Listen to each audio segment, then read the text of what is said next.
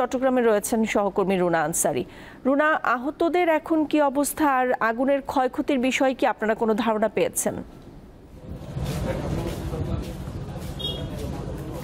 নাদিরা, আমি এই মুহূর্তে যে মার্কেটটিতে আছি চট্টগ্রামের রিয়াজউদ্দিন বাজার এবং তামাকুন্ডি লেনের যে মার্কেট, এখানে যার মূলত 114টি মার্কেট রয়েছে এবং তামাকুন্ডি বণিক সমিতির তত্ত্বাবধানে এবং রিয়াজউদ্দিন বাজার ব্যবসায়ী সমিতির তত্ত্বাবধানে রয়েছে প্রায় 96টি মার্কেট। টোটাল এই মার্কেটগুলোতে যে পরিমাণ দোকান রয়েছে, এইসব দোকানগুলোতে যে কর্মচারীগুলো রয়েছিল, বিশেষ করে তার মধ্যে গত রাতে যে আগুনের ঘটনা ঘটেছে সেই ঘটনায় 3 জন মারা গেছে এবং 2 জন আহত রয়েছে। আহতদের অবস্থা এখন পর্যন্ত ভালো রয়েছেন। চট্টগ্রাম মেডিকেল কলেজ হাসপাতালে তারা চিকিৎসাধীন রয়েছেন এবং যে দোকানটিতে, আমার পেছনে যে দোকানটিতে আগুনের ঘটনা ঘটেছে দোতলা থেকে, সেই দোকানগুলো হয়েছে মোবাইল অ্যাক্সেসরিজের দোকান, যেগুলো মোবাইলের পার্টস রয়েছে এবং ধারণা করা হচ্ছে আশেপাশের যে দোকান রয়েছে, দোকানের যারা কর্মচারী বা মালিক পক্ষ, তারা ধারণা করছেন এখানে প্রায় 3 থেকে 4 কোটি টাকার মতো তাদের জিনিস থাকতে পারে, যেহেতু মোবাইলের যে পার্টসগুলো রয়েছে সবগুলো মূল্যবান পার্টস এবং সেগুলো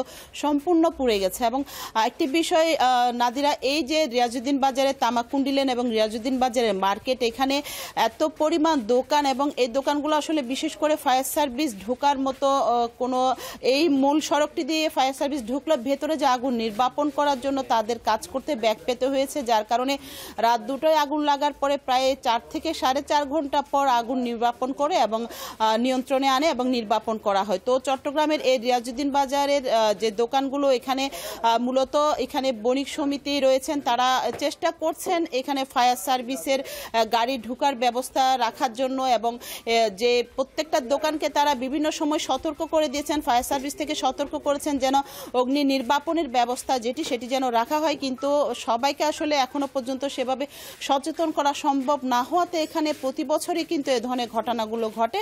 গত রাতের ঘটনায় যে 3 জন মারা গেছে তারা চট্টগ্রামের সাতকানিয়ার এবং 2 জন আহতের মধ্যে 1 জন সাতকানিয়ার, 1 জন হাটহাজারীর। এই মুহূর্তে এই রিয়াজউদ্দিন বাজার একটি বিষয় নাদিরা আসলে ভালো, সেটি যেটা আজকে শুক্রবার, যার কারণে স্টাফ কম থাকার কারণে আসলে যে নিহতের সংখ্যা কম হয়েছে বা আহতের সংখ্যা কম হয়েছে, নতুবা অনেক স্টাফ কিন্তু এই ভবনগুলোতে থাকে। এটি মানে হতাহতের ঘটনা আরো বেশি ঘটতে পারতো, এমনটা আশঙ্কা করছেন নাদিরা। আপনাকে ধন্যবাদ।